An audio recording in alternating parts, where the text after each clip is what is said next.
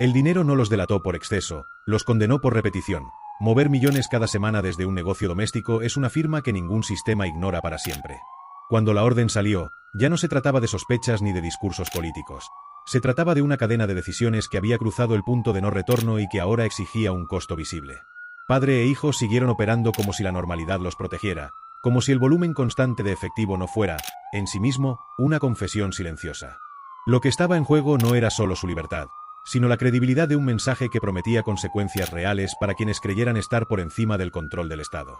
El primer error no fue gastar demasiado, fue hacerlo con la seguridad de quien cree que nadie está mirando. Cada semana, el mismo patrón. Cada semana, la misma confianza. Y en algún punto, alguien decidió que mirar ya no bastaba. La maquinaria se activó sin anuncios, sin cámaras, sin necesidad de escándalo previo. No hubo un gran operativo inicial porque no hacía falta. El rastro ya estaba completo. Mientras el dinero seguía entrando, otra cuenta avanzaba en sentido contrario. No era una cuenta bancaria, era una cuenta política. Cada movimiento irregular añadía presión a una narrativa que no podía permitirse excepciones. Si este caso quedaba impune, todo el discurso se vaciaba. Si se intervenía, el impacto sería total. Alguien tenía que caer, y no por simbolismo, sino porque las cifras lo hacían imposible de ocultar. La detención no fue el comienzo del problema, fue la confirmación de que el problema llevaba tiempo en marcha. Para cuando las esposas cerraron, la investigación ya había pasado por demasiadas manos como para detenerse sin consecuencias. Había documentos que no podían desaparecer y registros que no admitían interpretaciones amables. El negocio casero, presentado durante años como una actividad menor, se transformó de golpe en el centro de una pregunta incómoda. ¿Cuántas personas sabían exactamente lo que estaba ocurriendo y decidieron no actuar? La respuesta no llegó de inmediato, pero el daño ya estaba hecho. Cada silencio previo se convirtió en complicidad potencial. Cada omisión administrativa empezó a leerse como una decisión consciente. El caso dejó de ser familiar y se volvió institucional. No importaba solo quién movía el dinero, sino quien permitió que se moviera con tanta facilidad. Padre e hijo no enfrentaban únicamente cargos. Enfrentaban el peso de haber creído que el sistema tenía grietas suficientes para esconderlos. Y quizá las tenía, pero no las necesarias para soportar un flujo constante de millones sin levantar alarmas internas. El despliegue posterior no buscó espectacularidad. Buscó cerrar filas.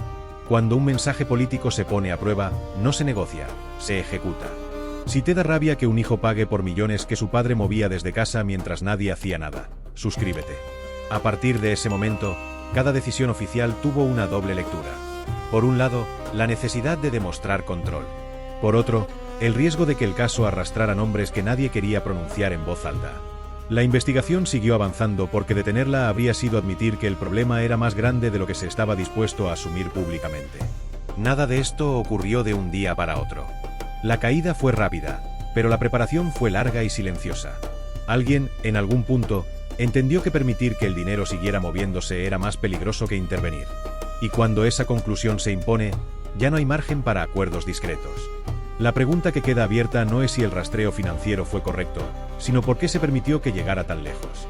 Porque cuando millones circulan cada semana sin una estructura visible que los justifique, el fallo no es solo individual, es sistémico.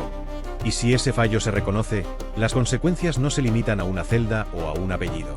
El operativo cerró una etapa, pero abrió otra mucho más incómoda. ¿Cuántos negocios similares siguen operando bajo la misma lógica de normalidad aparente? ¿Y cuántos serán sacrificados para sostener la promesa de que esta vez nadie queda fuera? La detención fue solo el movimiento visible de una partida que todavía no muestra todas sus piezas. La investigación no avanzó porque alguien confesara, avanzó porque el flujo no se detuvo cuando debía. El dinero siguió entrando incluso después de las primeras señales internas, incluso cuando ya era evidente que alguien estaba tomando nota. Ese detalle cambió la lectura completa del caso. No era descuido, era convicción. La convicción de que el volumen, lejos de ser un problema, funcionaba como escudo. Si todo es grande, si todo es constante, alguien siempre asume que otro ya revisó. Ese supuesto fue el segundo error. El primero fue creer que el negocio casero era demasiado pequeño para justificar una revisión profunda. El segundo fue no entender que la repetición convierte cualquier actividad en un patrón, y que los patrones son lo único que los sistemas modernos saben detectar con precisión. No se trató de una redada improvisada, sino de una acumulación silenciosa de evidencia que fue cerrando salidas sin necesidad de forzar ninguna puerta. A medida que el rastreo avanzaba, el caso dejó de ser una anomalía y pasó a ser un ejemplo. Cada cifra confirmada reforzaba una decisión previa. Esto no podía resolverse con una advertencia ni con un acuerdo administrativo. La cantidad de dinero en juego anulaba cualquier salida blanda. Y cuanto más tiempo había pasado sin intervención, mayor era la necesidad de que la respuesta fuera contundente. La figura del padre introdujo una variable adicional que nadie quería ignorar. No solo por su rol directo, sino por lo que representaba en términos de experiencia y conocimiento. No era alguien que actuara por desconocimiento. La narrativa del error ingenuo se volvió insostenible en cuanto los movimientos financieros mostraron regularidad, escalabilidad y una lógica que solo se construye con tiempo. El hijo, lejos de ser un actor secundario, aparecía como la continuidad operativa de una estructura que ya había probado su eficacia. En ese punto, la investigación empezó a generar incomodidad dentro del propio aparato estatal. Cada documento revisado abría la posibilidad de que hubiera existido tolerancia previa. No necesariamente corrupción explícita, pero sí una sucesión de miradas hacia otro lado. Y eso es más difícil de justificar que un soborno puntual, porque implica una falla distribuida, compartida, casi cultural. La orden de arresto cerró cualquier intento de control narrativo. A partir de ahí, los hechos hablaron por sí solos. No hubo espacio para matices ni para lecturas alternativas. El mensaje era claro y, sobre todo, irreversible. El volumen de dinero no protege, expone. La decisión política de avanzar con el caso no buscaba solo castigar a dos personas, buscaba restaurar una línea que había empezado a difuminarse. Sin embargo, esa restauración tenía un costo. Cada paso público obligaba a justificar por qué no se había actuado antes. Cada comunicado implícitamente reconocía que el sistema había permitido que el negocio creciera sin supervisión efectiva. Y esa admisión, aunque no se expresara en palabras, pesaba más que cualquier declaración oficial. La detención transformó el expediente en precedente. A partir de ese momento, cualquier otro caso similar debía medirse contra este. Y eso es peligroso, porque los precedentes no solo castigan, también obligan. Obligan a revisar archivos, a reabrir expedientes dormidos, a preguntarse cuántos movimientos pasaron desapercibidos porque no alcanzaban, en su momento, el umbral del escándalo. Padre e hijo quedaron en el centro de una dinámica que lo superaba. Ya no se trataba de probar su culpabilidad, sino de sostener una coherencia institucional. Si este caso se caía, no caía solo una acusación, caía una promesa. Y cuando una promesa de control se rompe, lo que sigue no es escepticismo, es desafío abierto. La investigación siguió avanzando no por impulso, sino por necesidad. Detenerla habría sido admitir que el sistema solo funciona cuando conviene. Continuarla implicaba aceptar que los efectos colaterales eran inevitables. Y esos efectos no se limitaban a los acusados. Incluían funcionarios, intermediarios y estructuras que habían prosperado bajo la misma lógica de normalidad aparente. La pregunta que empieza a tomar forma ya no apunta al origen del dinero, sino a su recorrido. ¿Cuántos tramos de ese recorrido fueron visibles para personas con capacidad de intervenir? ¿Cuántas veces se decidió no hacerlo? Porque si el dinero pudo moverse durante tanto tiempo sin fricción, el problema no termina con dos arrestos. Apenas comienza. El foco se desplazó sin anuncio previo. Ya no era suficiente demostrar que el dinero existía ni que se movía con regularidad. La pregunta pasó a ser quién había facilitado que ese movimiento se integrara sin resistencia al circuito cotidiano. Porque para que millones circulen desde un negocio doméstico no basta con intención, hace falta un entorno que no haga preguntas incómodas. Y ese entorno, una vez identificado, deja de ser invisible. Los primeros indicios no apuntaban a grandes conspiraciones, sino a pequeñas decisiones repetidas. Trámites aprobados sin revisión profunda, reportes incompletos aceptados como válidos, controles pospuestos indefinidamente. Nada ilegal por sí solo. Todo problemático en conjunto. El expediente empezó a crecer no por nuevos hallazgos espectaculares, sino por la suma de negligencias que, vistas en retrospectiva, resultaban imposibles de defender. A medida que el caso avanzaba, la tensión dejó de estar en los acusados y pasó a instalarse en los pasillos administrativos. Cada firma previa se convertía en una potencial declaración futura. Cada funcionario que había tocado el expediente entendía que su nombre podía aparecer, no como autor, sino como facilitador pasivo. Y en un contexto donde el mensaje político exigía ejemplaridad, esa categoría era suficiente para arruinar carreras. La narrativa oficial insistía en la eficacia del rastreo financiero, pero internamente la preocupación era otra. Si el sistema había reaccionado tarde, alguien debía explicar por qué. Y esa explicación no podía reducirse a un fallo técnico. El dinero no se movió en la oscuridad, se movió a plena vista, amparado por la rutina y la confianza excesiva en que nada grave ocurriría. Padre e hijo quedaron aislados progresivamente. No por estrategia legal, sino porque cualquier vínculo se volvió un riesgo. Nadie quería aparecer como cercano, nadie quería explicar por qué no había cuestionado antes una actividad que, ahora, se presentaba como evidentemente desproporcionada. El silencio empezó a rodearlos, no como protección, sino como defensa ajena. La investigación entró entonces en su fase más delicada. No la de las pruebas, sino la de las consecuencias. Cada avance confirmaba que el caso no podía cerrarse con una sentencia rápida sin dejar demasiadas preguntas abiertas.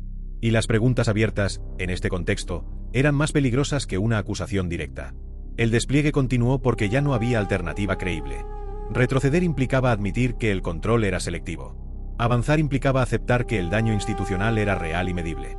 La decisión fue avanzar, aun sabiendo que el costo no se limitaría a los titulares iniciales.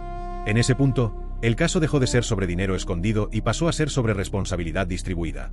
Sobre cómo un sistema diseñado para detectar irregularidades termina normalizándolas cuando se repiten sin oposición.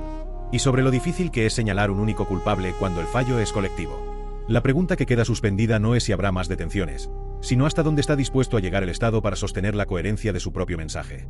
Porque si el rastreo financiero destapó millones, lo que amenaza con salir a la superficie ahora es algo más incómodo: la lista de quienes pudieron frenar esto y eligieron no hacerlo. Y esa lista, si se confirma, cambia por completo el alcance de esta historia. El expediente empezó a pesar más por lo que insinuaba que por lo que ya había probado. Cada nueva revisión no sumaba ruido, sumaba dirección. El rastro financiero no se bifurcaba, se ordenaba. Mostraba que el dinero no solo entraba y salía, sino que encontraba siempre el mismo tipo de puertas abiertas. Eso eliminó una de las coartadas más habituales, la del caos. No había desorden, había previsibilidad. Y la previsibilidad implica conocimiento previo. En ese momento, la investigación tocó un punto sensible.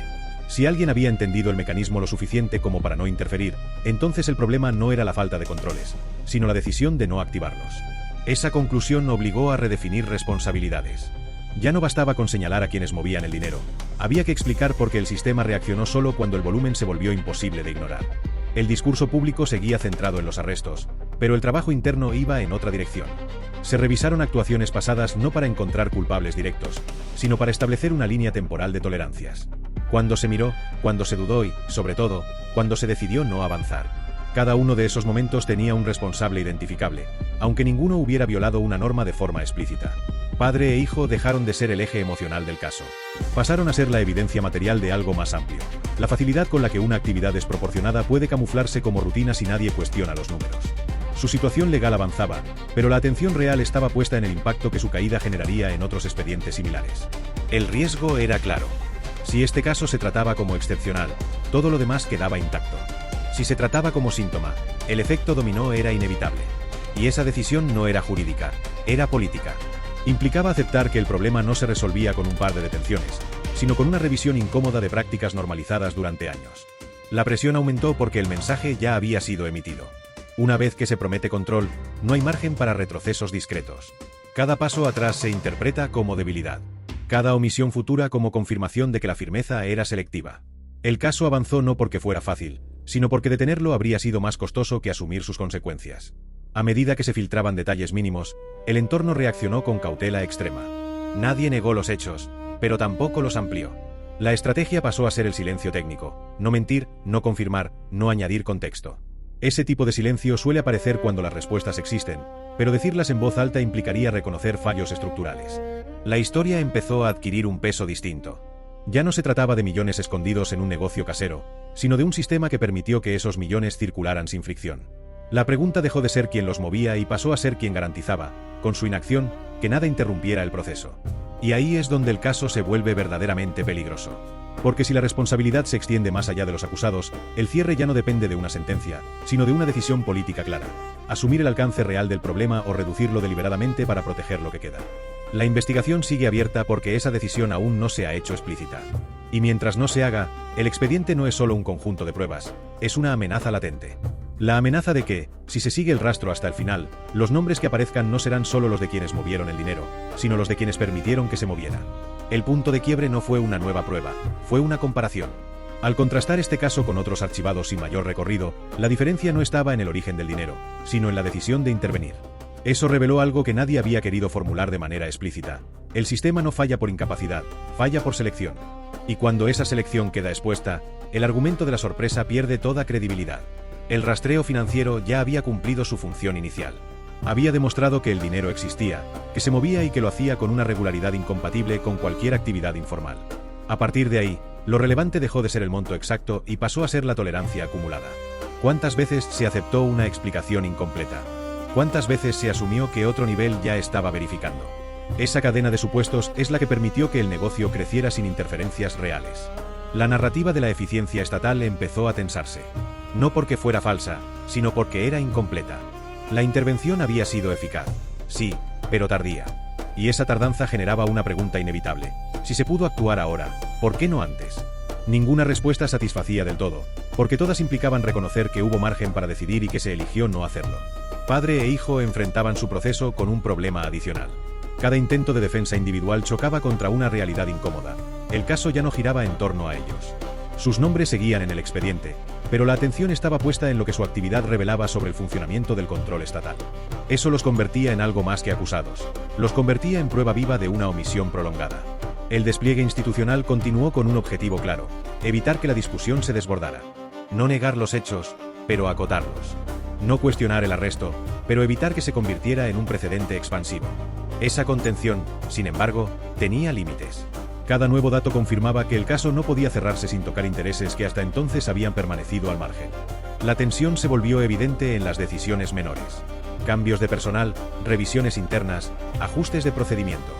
Nada presentado como consecuencia directa del caso, pero todo claramente conectado. Cuando un expediente obliga a modificar rutinas, es porque ha expuesto algo que ya no se puede ignorar. La pregunta que empieza a incomodar no es si habrá una sentencia ejemplar, sino qué ocurrirá después. Si el caso se utiliza para corregir fallas reales o si se lo clausura como un episodio aislado.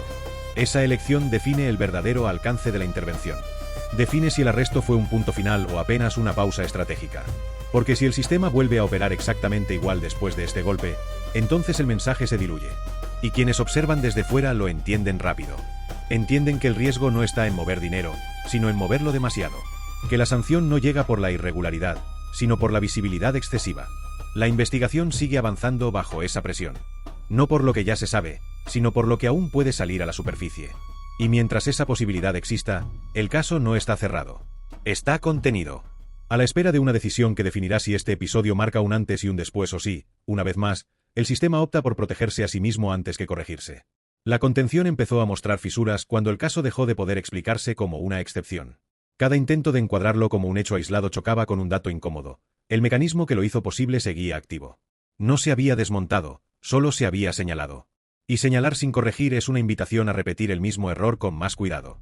El rastreo financiero, presentado como la pieza central, empezó a funcionar como espejo. Mostraba no solo el recorrido del dinero, sino el recorrido de las decisiones que permitieron que ese dinero circulara sin fricción. En ese reflejo aparecían zonas grises que nadie quería iluminar del todo. No por falta de pruebas, sino por exceso de implicaciones. A partir de ahí, el silencio dejó de ser neutral.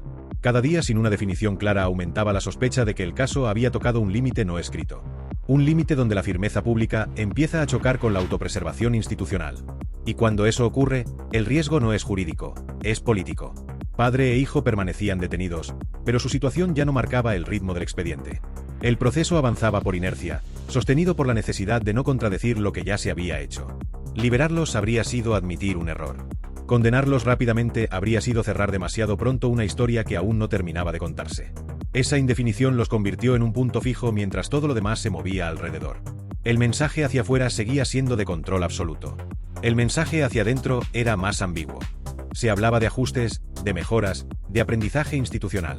Palabras que suelen aparecer cuando nadie quiere usar la palabra responsabilidad.